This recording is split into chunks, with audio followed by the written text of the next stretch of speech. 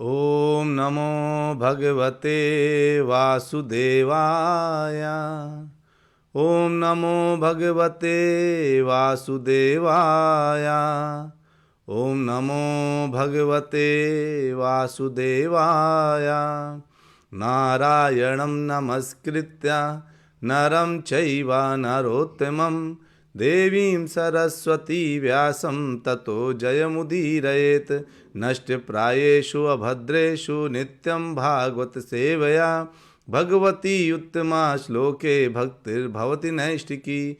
ओम अज्ञानतिमिरान्धस्य ज्ञानाञ्जनशलाकया चक्षुरुन्मीलितं येन तस्मै श्रीगुरुवे नमः। श्रीचैतन्यमनोभीष्टं स्थापितं येन भूतले स्वयं रूपः कदा मह्यं ददाति स्वपदान्तिकं। वन्देऽहं श्रीगुरु श्रीयुतापदकमलं श्रीगुरून् वैष्णवांश्च श्रीरूपं सागरजातं सहगण रघुनाथान्वितं तं सजीवं साद्वैतं सावधूतं परिजनसहितं कृष्ण चैतन्यदेवं श्रीराधा कृष्णपादान् सहगण ललिता श्रीविशाखान्वितांश्च। हे कृष्ण करुणा सिंधु दीनबंधु जगतपते गोपेश गोपिका कांता राधा कांत नमोस्तुते। तप्त कांचन गौरांगी राधे वृंदावनेश्वरी वृषभानुसुते देवी प्रणमामि हरिप्रिये। वाञ्छाकल्पतरुभ्यश्च कृपा सिन्धुभ्य एव च पतितानां पावनेभ्यो वैष्णवेभ्यो नमो नमः।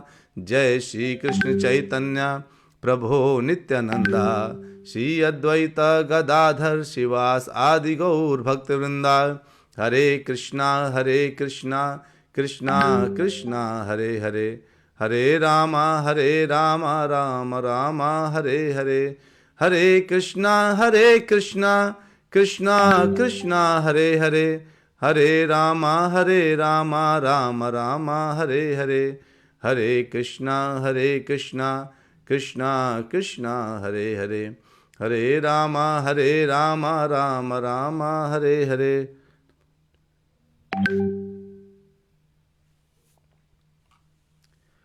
हरे कृष्णा।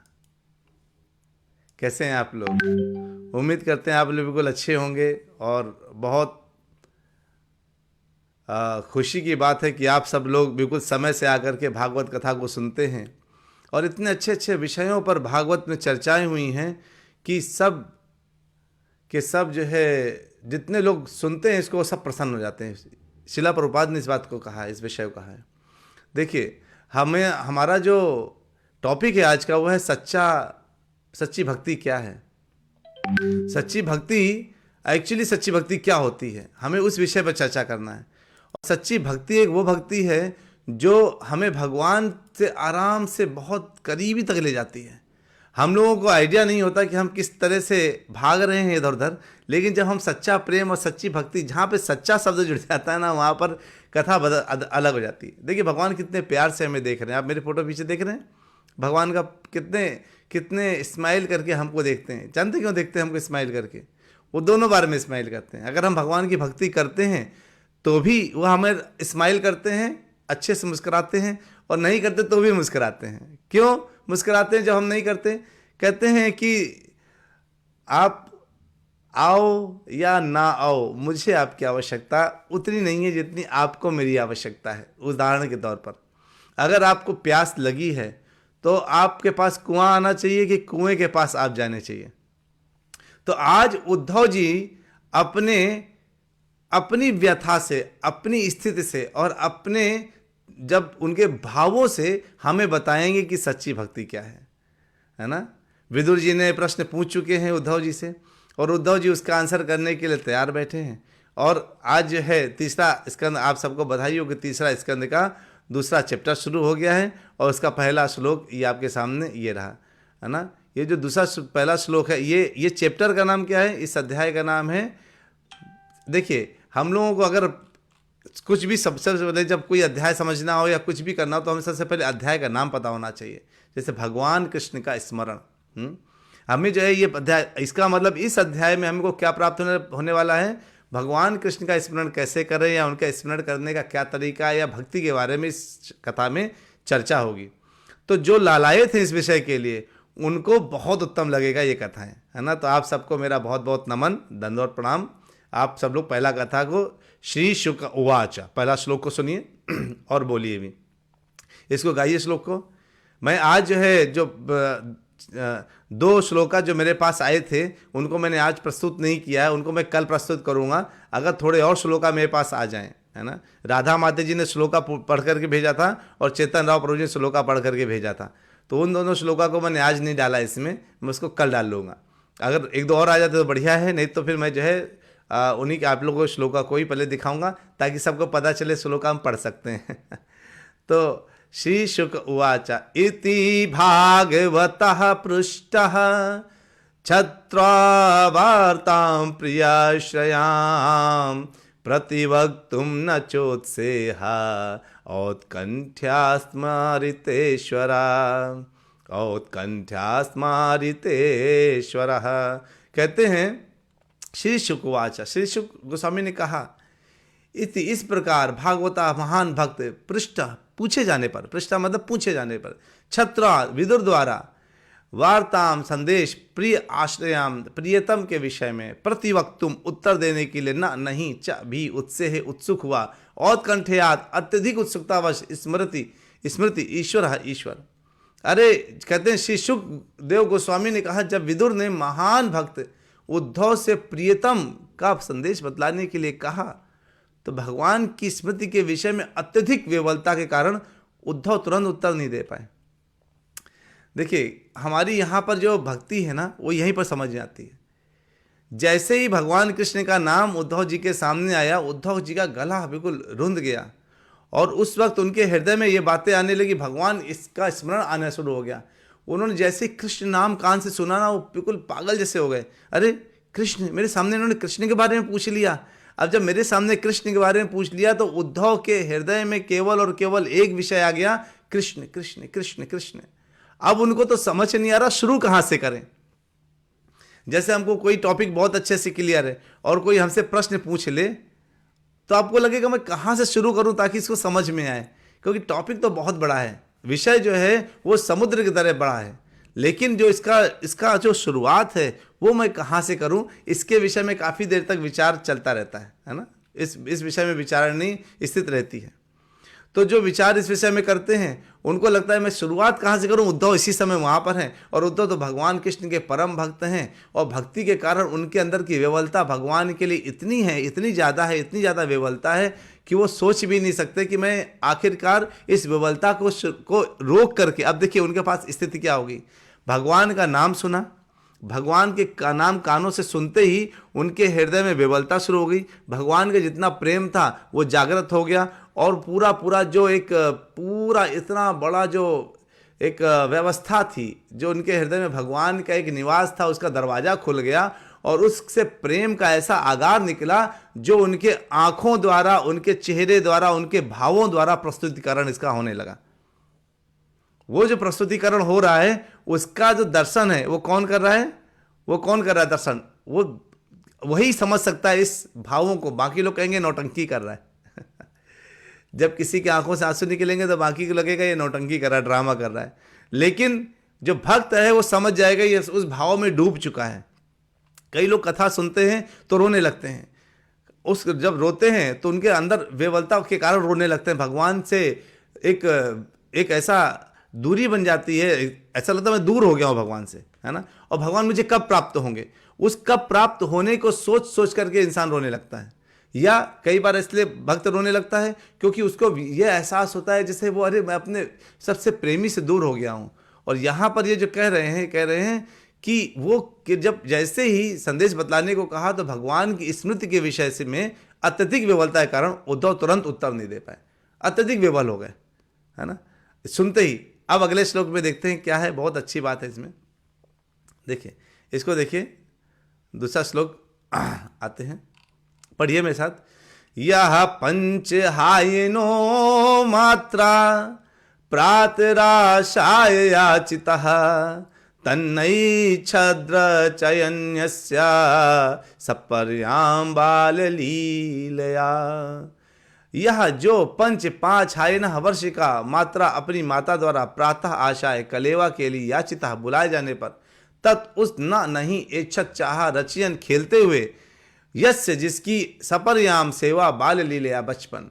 कहते हैं अरे वो तो बचपन से ही भगवान कृष्ण की सेवा में लीन रहते थे, और जब वो भगवान कृष्ण की सेवा में लीन रहते थे और उस समय अगर भगवान माता कहती थी बेटा आगे खाना खा लो, बेटा आकर के नाश्ता कर लो, सुबह पराठे बनाए हैं तुम खा लो, तो उनको उसका नाश्ते की याद नहीं रहती थी जब भगवान कृष्ण की सेवा में लग जाते थे।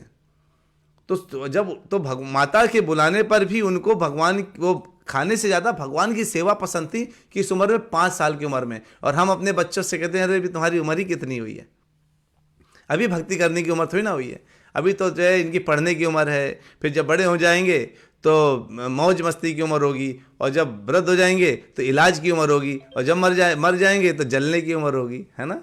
हम अपने जो है यही हमने हमेशा लोग बच्चों को क्या सिखाते हैं, हम बच्चों को एक ही विषय सिखाते हैं कि बेटा देखो आज अच्छे से पढ़ाई कर लो, क्योंकि कल तुम्हें क्या मिला, बहुत आनंद किसमें प्राप्त होगा, ये आनंद मिलेगा जब तुम्हें नौकरी प्राप्त होगी, है ना। हम बच्चों को आनंद उसकी नौकरी से जोड़ करके आनंद देने की बात करते हैं। तो बचपन से ही बच्चा नौकरी के लिए लगातार प्रयासरत रहता है। तो बचपन से ही जो है उद्धव थे ना, बहुत नित्य सिद्ध भक्त है, वो मुक्त आत्मा है। तो ये जो मुक्त आत्मा नित्य सिद्ध भक्त होता है ना भगवान का, उसको भगवान के विषय में पूरी जानकारी हो जाती है ना। वे बचपन से ही स्वाभाविक अंत प्रेरणा के कारण कृष्ण की सेवा करते थे। तो जो प्रभुपाद जी, शिला प्रभुपाद ने बहुत अच्छे से बताया है कि जो भक्त है वो उसको बचपन से ही वो भगवान के कृष्ण के साथ गुड्डों के साथ खेलने लगते हैं, उनको कपड़े इत्यादि पहनाने लगते हैं, है ना, ये करते हैं। तो जो मुक्त आत्मा, नित्य मुक्त आत्मा है, वो भगवान का ही भक्त होता है ना। तो ये भगवान का भक्त होता है जो नित्य मुक्त आत्मा है। तो जो यानी कि जो बद्ध आत्मा होगा इसका उल्टा होता होगा। बद्ध आत्मा क्या होता है, भगवान का भक्त नहीं होता। वो क्या करता है, वो भगवान के मंदिर जाने में उसको दुख होता है, भगवान के धाम जाने में दुख होता है, भगवान की लीलाएं सुनने में उसको अच्छा नहीं लगता है, वो सब इस प्रकार के नाना प्रकार की चीज़ों में वो बंधा रहता है ना। और सारे धार्मिक जितने आदेश हैं उन सबको वो जो है क्या करता है, अंतः प्रेरणा द्वारा उसको जागृत करता है। अगर उसको ये जागृति पहले हो गई तो क्या हो जाएगा, उसके जीवन का उद्देश्य पहले ही पूरा हो जाएगा, है ना। अगर उसके पता चल गया मैं भगवान का भक्त हूँ, ये पहले उसको रियलाइजेशन हो जाए तो पहले ही जो है क्या होगा, रियलाइजेशन अगर उसको जिस समय हो जाएगा उसका मतलब सफलता मिल गया, उद्देश्य पूरा हो गया उसका। और उसने रियलाइज कर लिया, और मान लीजिए थोड़ी भक्ति करके अगर थोड़ा सा डाउन भी हो गया तो भी भगवान कहते हैं कि जो है वो क्या होगा, सुचि नाम श्रीमताम गेहे योग भ्रष्टो भी जायते। अगर कोई इस कृष्ण योग में, अगर भक्ति योग में, अगर किसी भी योग में जो भगवान से जोड़ रहा है, कोई भी कर्म योग, भक्ति योग, ज्ञान योग, कोई भी योग जो भगवान से जोड़ रहा है, अगर उसमें वो नीचे गिर जाता है तो भी क्या होगा, वो सुचि नाम श्रीमताम गेहे, ऐसे घर में जन्म लेगा जो या तो एक सुसंपन्न ब्राह्मण परिवार का घर होगा या तो धनी वैश्य परिवार का घर होगा, बिना मेहनत के। देखिए हम लोग, कुछ लोग ऐसे हैं जिनको पैसा कमाने के लिए बहुत मेहनत करनी पड़ती है, बहुत हार्डवर्क करना पड़ता है, ठीक है, बहुत हार्डवर्क। कुछ ऐसे होते हैं जो केवल एक बड़े धनी परिवार में जन्म लेकर के शुरू से ही मस्ती मारने लगते हैं। उनको कोई, जितना आप महीने में कमाते हैं उतना वो एक दिन में खर्च करते हैं। इसका मतलब है कि वो हो सकता है आप में भी से कोई ऐसा व्यक्ति हो जो इतना खर्च करता हो जितना हम एक महीने में कमाएं, लेकिन उसको क्या वो कमाने के लिए बहुत मेहनत करनी पड़ी? नहीं, उसको कमाने के लिए मेहनत नहीं करनी पड़ गई, वो तो फ्री में बस वहां जन्म लेकर के उसने वो प्राप्त कर लिया।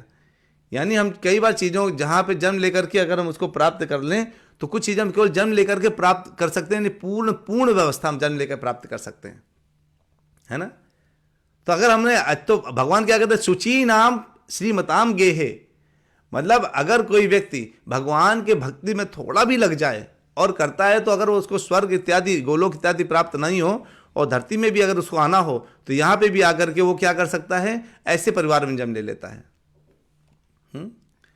तो जो है कहते हैं भक्ति में लोगों को जो है अगर डाला जाए तो जो है उसके लिए क्या करना पड़ेगा, मंदिरों में भी पूजा होती है, पंचरात्रि की विधि मंदिर में पूजा होती है, और बचपन से ही बच्चों को जो है क्या करना चाहिए, भगवान कृष्ण की सेवा के प्रति उजागर अगर करना है तो आजकल भी बहुत खिलौने आते हैं जो भगवान कृष्ण के होंगे, राधा रानी के होंगे, ऐसे कुछ खिलौने होते हैं जिनमें बच्चों को बताना चाहिए हमें कि आप जो है खेलो कूदो और जो है थोड़ा सा भगवान की भक्ति करो।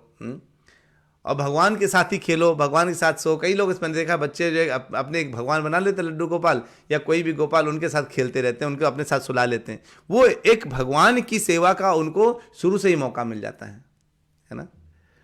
तो जो है अब बताते हैं कि जो सच्ची भक्ति है ना, उसमें हम सब काम यानी खेलना कूदना, नौकरी करना, बिजनेस करना, हम भगवान को सेंटर रख के ही करते हैं। यानी हर समय भगवान, अगर हम, और एक समय आता है इन सब चीज़ हमसे दूर हो जाती है, केवल भगवान का प्रेम हमारे पास में रह जाता है। तो अगर ये देखिए तीसरा श्लोक में आते हैं 3.2.3 में, तो उसको एक बार मेरे साथ गुनगुनाइए। जब आप गाते हैं ना तो श्लोक में एक आनंद आता है ना। स कथम सेवया तस्य कालेन जर संगतः पृष्ठो वार्तां प्रतिब्रूयाद भूयादर्थ्रु पादानुस्मरण। कहते हैं याति, यानी कैसे बोलेंगे इसको, मैं राग में आपको बताने के लिए मेरा दिमाग आपके तक चला गया तो शब्द को मैंने दोबारा रिपीट किया। एक बार फिर से पढ़ते हैं। सह कथम सेवया तस्या कालेन जर संगतः पृष्ठा वार्तां प्रतिब्रूयात भर्तु पादव अनुस्मरण। यानी पादव अनुस्मरण, है ना।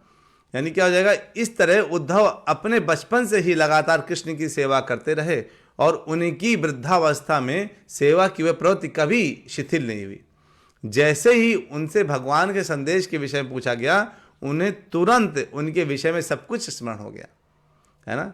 तो जैसे ही जब हम देखिए, तो कई बार होता है जब आप बच्चों को, अगर आपने ध्यान दिया होगा इस विषय को, कैसे होता है कि जैसे उनसे पूछा गया उन्हें सब याद हो गया। तो अब अगर आप बच्चों को दो सीरियल दिखाते हैं, एक कृष्ण की बाल लीला दिखाते हैं, है ना, और एक आप दिखाते हैं कृष्ण, और दूसरा दिखाते हैं कोई भी नोबिता और क्या सीरियल्स आते हैं बच्चों के, वो दिखाते हैं, तो बच्चों का अगर बाद में आप उन दोनों का इंटरेस्ट देखेंगे ना, देखिएगा कभी करके प्रैक्टिकल, कभी आप एक बच्चा जिसने कभी कुछ देखा ना हो उसको कृष्णा का बाल लीला दिखाइए, और एक ने जो है जैसे नोबिता वगैरह सीरियल देखा वो दिखाइए।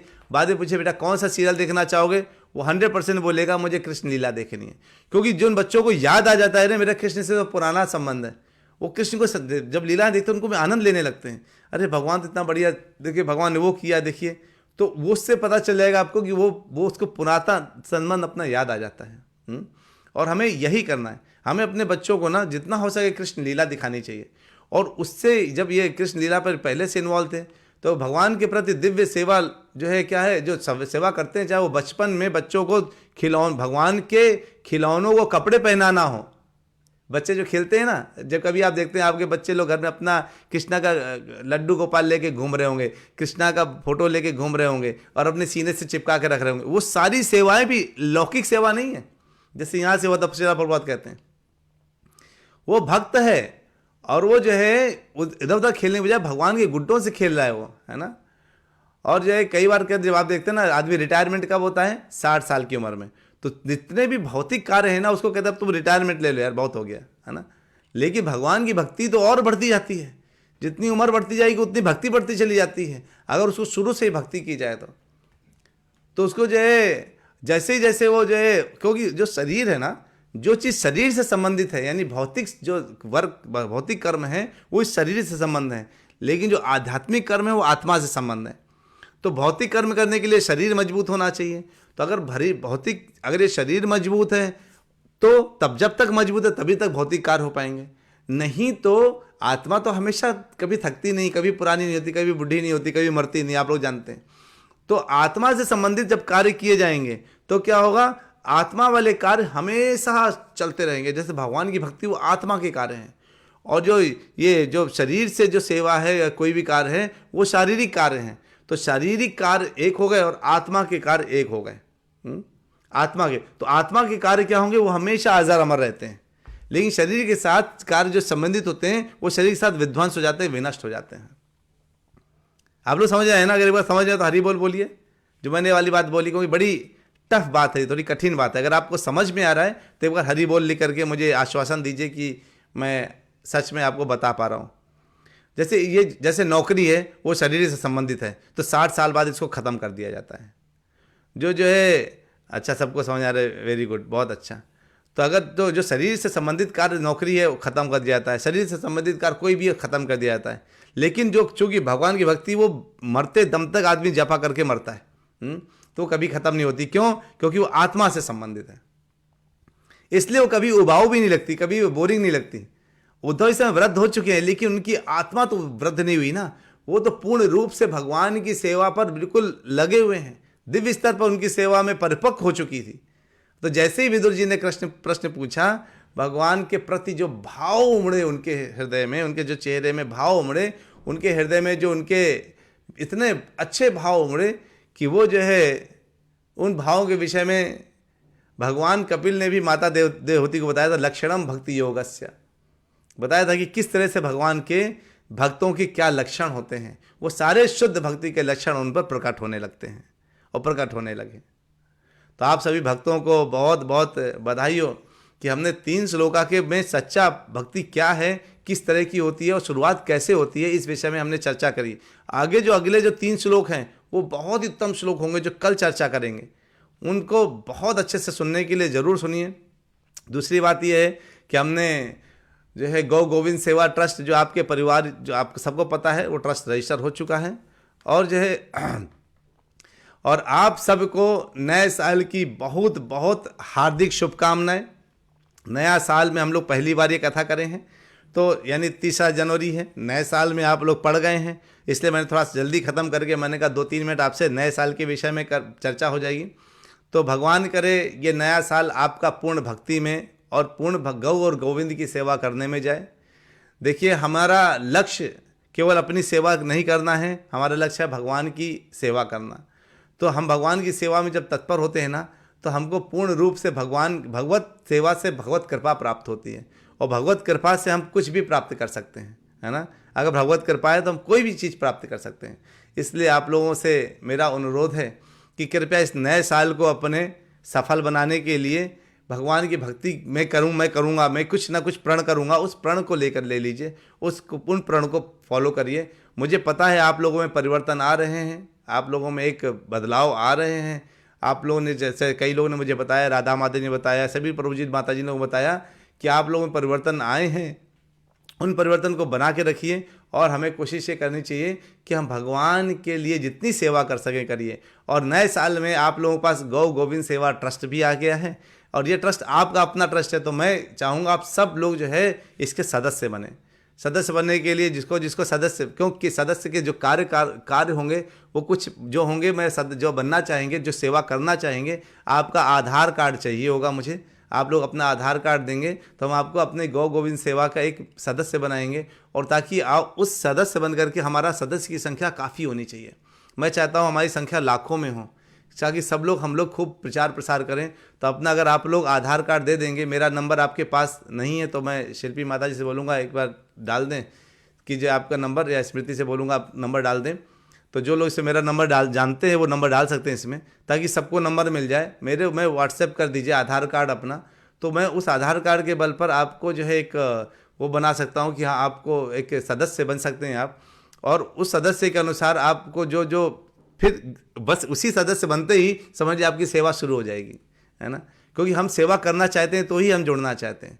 तो इसमें कोई फीस नहीं है, कोई पैसा नहीं है, कोई कुछ नहीं है, कि फ्री ऑफ कॉस्ट सदस्यता है ना। इसमें केवल आकर के केवल और केवल सेवा भाव से जुड़ना है। और आप लोग जितने लोग जुड़ सकें उतना ही मुझे जो है अति उत्तम लगेगा। सब लोग जुड़िए, है ना। और जितने ज़्यादा से ज़्यादा लोग जुड़ेंगे उतना ज़्यादा से ज़्यादा भगवान नाम का प्रचार। गौ, देखिए पीछे जो गौ आपको दिख रहे हैं ना, मेरे आपको दिख रहा होगा कि कितना जो है, मैं बाएं साइड में अगर आप देखेंगे तो आपको गौ दिखेंगे, और राइट साइड में गोविंद दिखेंगे। तो गौ गोविंद दोनों बैठे हुए मेरे दाएं बाएं में, कितने प्यारे लग रहे हैं दोनों ही, है ना। तो दोनों की सेवा करने में बहुत आनंद आएगा। तो अपना आधार कार्ड मुझे दे दीजिएगा, तो मैं उसके बेसिस पे जो है हम आपका जो है सदस्यता बना देंगे। और क्योंकि हम चाहते हैं कि इसमें जितने सदस्य हो सकें उतना अच्छा रहेगा। ठीक है, चलिए, 9 वर्ष की हार्दिक शुभकामनाएं आप सभी को, और मिलते हैं कल फिर से ब्रेक के बाद। वांछा कल्पतरुभ्यश्च कृपा सिंधुभ्य एव च पतितानां पावनेभ्यो वैष्णवेभ्यो नमो नमः। हरे कृष्णा कृष्णा कृष्णा हरे हरे, हरे रामा रामा रामा हरे हरे। हरि बोल, हरे कृष्णा। मिलते हैं छोटे से ब्रेक के बाद।